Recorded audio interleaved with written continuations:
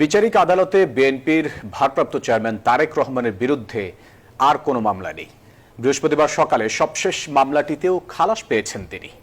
দেশে ফিরে রাজনীতি করতেও আর কোনো বাধা রইল না জানিয়েছেন তার আইনজীবী।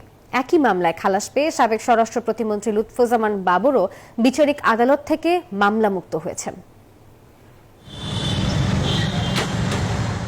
ইঞ্জিনিয়ার সাব্বির হত্যা মামলার আসামিকে দায়মুক্তি দিতে ২১ কোটি টাকা ঘুষ লেনদেনের অভিযোগ এনে মামলা করেছিল দুদক।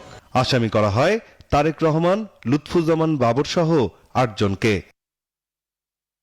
অবশেষে মামলাটির অবসান হলো। ৮ আসামি খালাস পেলেন। আইনজীবীরা জানান, ঘুষ লেনদেনের কোনো প্রমাণ উপস্থাপন করতে পারেনি বাদীপক্ষ।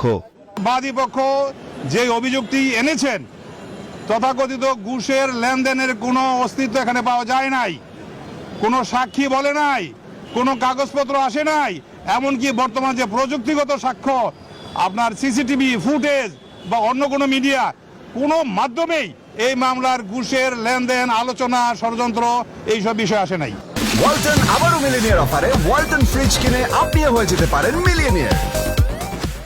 আইনজীবীরা বলেন, এই রায়ের মাধ্যমে বিচারিক আদালতে মামলামুক্ত হলেন বিএনপি ভারপ্রাপ্ত চেয়ারম্যান তারেক রহমান। দেশে ফিরে রাজনীতি করতে তার সামনে আর কোনো বাধা নেই।